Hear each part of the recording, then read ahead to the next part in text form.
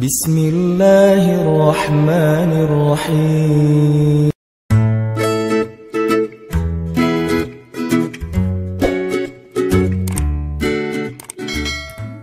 Bismillahirrahmanirrahim. Nahnu naqussu 'alaika ahsanal qasasi bima awhayna ilaika hadzal Qur'an wa in kunta min qablihi laminal ghafilin. Kami menceritakan kepada engkau Muhammad kisah yang paling baik dengan mewahyukan Al-Quran ini kepadamu. Dan sesungguhnya sebelum itu engkau termasuk orang-orang yang tidak mengetahui. Shadaqallahul azim. Teman-teman sekalian, alhamdulillah kita bisa kembali bertemu dan bermajelis dalam halaqah ilmu setiap Rabu malam ini. Dan di akhir tahun ini kita memulai satu halaqah baru dalam kajian sharing Rabu malam, yaitu halaqah Darsus Sirah atau mempelajari Sirah Nabawiyah. Kita coba untuk mendalami kisah-kisah atau cerita dan sejarah dari kehidupan orang yang paling mulia, yang paling agung, yang rasa-rasanya gak ada yang lebih pantas untuk kita pelajari kehidupannya dan kita kenal sosoknya daripada Muhammad Rasulullah SAW. Sampai targetnya apa? Sampai kita bisa mengenal Nabi lebih daripada kita mengenal keluarga kita. Itu baru kita disebut dengan orang yang mencintai Nabi. Jadi kalau kita bilang mencintai Nabi tapi kita gak terlalu kenal Nabi, cuman tahu namanya dan tahu sepenggal dua penggal kisah yang gak terlalu jelas tentang beliau, kayaknya ucapan kita itu belum terbukti. Karena orang yang mengenal seseorang baru disebut mengenal kalau dia tahu betul tentang cerita orang itu. Misalnya kita mengatakan saya kenal fulan, saya sahabatnya fulan, apalagi sampai mengatakan saya mencintai fulan. Kita gak mungkin mengatakan itu kalau kita gak kenal orangnya. Kalau sampai kita mengklaim mengenal Nabi tapi kita nggak tahu apa-apa tentang Nabi kecuali secuil kisah, berarti jangan-jangan kita belum jujur. Nah, harusnya seperti apa kita mengenal Nabi? Kalau seandainya kita mau melihatnya dari angle yang benar, harusnya kita mengenal Nabi lebih daripada kita mengenal keluarga kita. Karena ketika Umar bin Khattab datang kepada Nabi dan mengatakan, "Ya Rasulullah, aku mencintaimu lebih daripada apapun selain diriku," maka Nabi mengatakan, "Belum cukup wahai Umar." Lalu Umar meralatnya mengatakan, "Aku mencintaimu lebih daripada diriku sendiri," maka kata Nabi, "Al-an ya Umar, sekarang baru cukup wahai Umar." Salah satu pelajaran dalam adegan itu adalah harusnya kita mengenal Nabi bahkan lebih daripada diri kita sendiri. Kita mengenal Nabi lebih daripada keluarga kita. Seperti apa kita mengenal ibu kita, ayah kita, pasangan kita buat yang udah punya pasangan, atau anak-anak kita. Maka kita belajar mengenal Rasulullah SAW lebih daripada mereka semua. Seorang ibu tahu betul karakter anaknya. Seorang ayah tahu betul tentang kebutuhan anak-anaknya. Seorang suami atau istri tahu betul tentang sifat pasangannya. Anak tahu betul apa yang baik untuk orang tuanya, apa yang menyenangkan hati orang tuanya, dan seterusnya. Maka harusnya kita lebih tahu betul tentang Nabi daripada keluarga kita. Ini salah satu goalsnya, sampai kita bisa mengenal Nabi lebih daripada keluarga kita sendiri. Dan ini bukan hanya buat teman-teman di sini, tapi juga buat saya pribadi.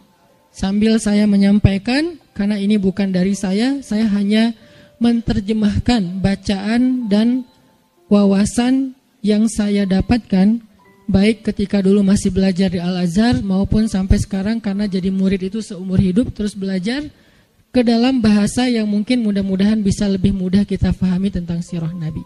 Sehingga kita sama-sama nanti satu saat makin lama makin kenal dengan Nabi, makin tahu tentang Nabi sampai bukan hanya yang zahirnya.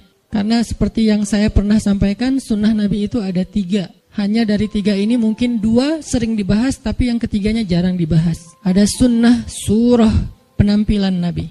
Sebagian dari penampilan Nabi hukumnya wajib diikuti, sebagian yang lain hukumnya sunnah diikuti. Artinya penampilan Nabi itu banyak dibahas, tentang jenggotnya, tentang sorbannya, tentang jubahnya, tentang sendalnya, dan seterusnya.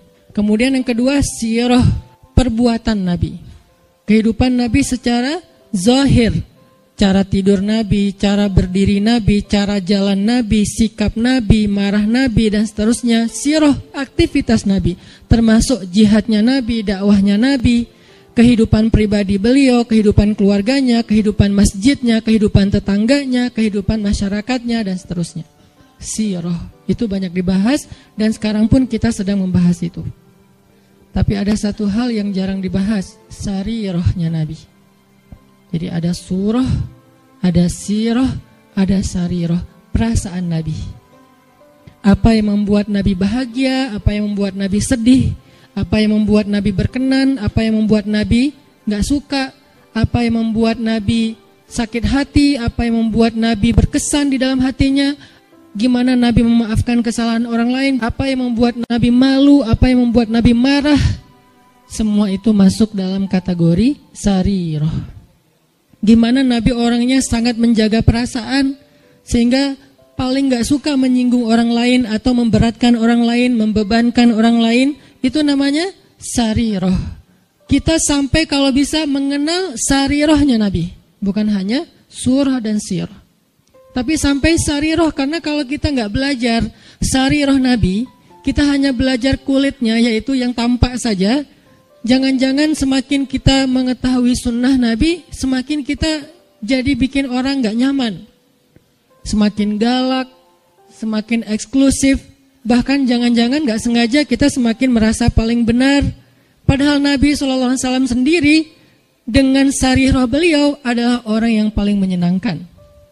Gimana Nabi jadi orang yang paling menyenangkan? Itu sarirah, bukan sirah, bukan surah. Nabi menyenangkan bukan hanya karena beliau ganteng, itu udah pastilah. Tapi banyak orang ganteng tapi nyebelin ya. Ada orang, ya-nya kencang di belakang. Ada cewek makin cantik, makin bikin kita kayak gak nyaman gitu. Kenapa gak nyaman? Karena mungkin kecantikan dia itu jadi fitnah, kecantikan itu bikin dia jadi jutek atau apa. Ada orang secara fisiknya hampir bisa dibilang sempurna, dia fisiknya keren, tapi karena sarirahnya, mentalnya, perasaannya itu gak humble sama orang lain, akhirnya kita juga gak nyaman bareng dia. Makanya ada orang memilih pasangan, walaupun yang tampak duluan itu fisik, tetapi kadang-kadang ada orang yang kayaknya pasangannya biasa banget, tapi dia kayak happy banget sama orang itu. Kenapa? Karena cocok secara karakter. Nah artinya mungkin kita wawasan tentang Nabi itu bagus, surahnya kita mencontohkan Nabi itu hampir sempurna, karena gak ada yang sesempurna Nabi pastinya. Cuman kok gak bisa bikin orang nyaman? Jangan-jangan kita tahu banget surah, belajar banyak sirah, tapi hampir kurang aware tentang sarirahnya Nabi, perasaan Nabi. Ada hadis, ketika Nabi menyampaikan hadis itu nyaman didengar. Ketika kita yang ngomongin hadis yang sama, kok jadi bikin orang gak suka, jadi bikin orang sedih gitu. Jangan-jangan bukan teks hadisnya. Hadisnya sahih, bahkan mutawatir, Bukhari, Muslim. Tapi hadis yang sahih itu ketika Nabi yang menyampaikan, orang nyaman. Ketika kita yang menyampaikan, orang malah sedih. Berarti ada sarirah yang kelewat, yang miss, yang kita nggak mem-packaging, membungkus teks tadi ketika kita menyampaikan kepada orang lain. Nah kita pengen belajar kehidupan Nabi itu bukan hanya yang tampak, tetapi kita pengen mendalami dari sisi-sisi sarirahnya. Nanti yang akan teman-teman dengarkan dari kajian sirah ini, mungkin hal-hal yang teman-teman udah pernah dengar dari yang lain. Karena kajian sirah itu banyak ustadz-ustadz yang menyampaikan. Apalagi kalau teman-teman ngerti bahasa Arab, buka di YouTube dicarinya pakai bahasa Arab, itu akan lebih dahsyat lagi. Cuman kenapa kok tetap perlu mendengar? Mungkin kalau pelajarannya sama, refresh, recharging iman. Kalau enggak, maka pasti ada angle yang berbeda. Objeknya sama, kejadiannya sama, peristiwanya sama, tapi ibrahnya berbeda. Kenapa ibrahnya berbeda? Karena interpretasi dan sudut pandang berbeda. Kok bisa kayak gitu? Karena semua tentang Nabi itu adalah mutiara. Dilihat dari mana aja bercahaya. Ada yang cahayanya dari sebelah sini. Wah, saya lihat dari sini ada ibrah, pelajaran penting, petunjuk hidup. Kata yang lain, dari sebelah sini juga ada petunjuk, banyak. Jadi nggak bisa kita hanya menyimpulkan kehidupan Nabi dari satu sudut pandang, saking sempurnanya kehidupan beliau. Nggak ada syubhatnya. Kalau ada yang nggak kita ngerti, bukan syubhat. Syubhat itu apa? Hal-hal yang meragukan, yang nggak penting, yang sia-sia itu nggak ada dalam kehidupan beliau. Dari sejak beliau dalam kandungan, bukan hanya dari sejak dapat wahyu, dari sejak dalam kandungan itu udah jadi ibrah, pelajaran yang luar biasa tentang sosok beliau. Makanya saya pikir udah waktunya kita untuk nambah menu dalam kajian Rabu malam kita yang udah berjalan lebih dari 5 tahun. Sebetulnya kajian Rabu malam ini udah berjalan lebih dari 10 tahun teman-teman. Karena sebelum ada Pemuda Hijrah, Rabu malam udah ada kajian saya di Masjid Al-Latif. Cuman dulu kajiannya yang hadir paling 15 orang, 20 orang. Kalau Persib lagi main libur ya. Alhamdulillah kemudian dengan adanya Pemuda Hijrah kita kerja dakwah bareng-bareng jadi rame, kemudian jadi berkembang. Artinya dulu tuh kajian kita tuh udah sempat masuk ke level apa, kemudian kita coba lightkan lagi supaya semua orang bisa nyaman dengan bahasa-bahasa taklim. Dulu udah agak bold tuh. Makanya saya bilang dulu kajian kita tuh membahas tentang rijal, para tokoh-tokoh kesatria Islam. Saya pernah bahas Ikrimah, anaknya Abu Jahal, seberapa kerennya Ikrimah.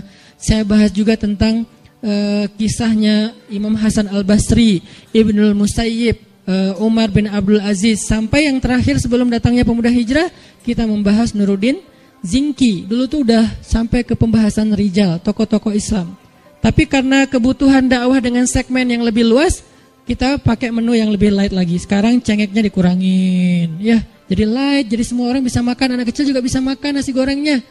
Tapi itu udah berjalan 5 tahun. Sekarang saatnya pakai tambahan cengek, lebih lada dikit. Supaya apa? Supaya lebih nikmat, supaya lebih kerasa. Nah ini kita tambahin dengan siro. Saya pikir semua teman-teman yang hadir di sini adalah orang-orang yang udah lama ngaji, udah rajin ngaji, udah ngejar taklim. Yuk belajar siro sama-sama sampai kita mengenal sosok Nabi seperti kita mengenal keluarga kita.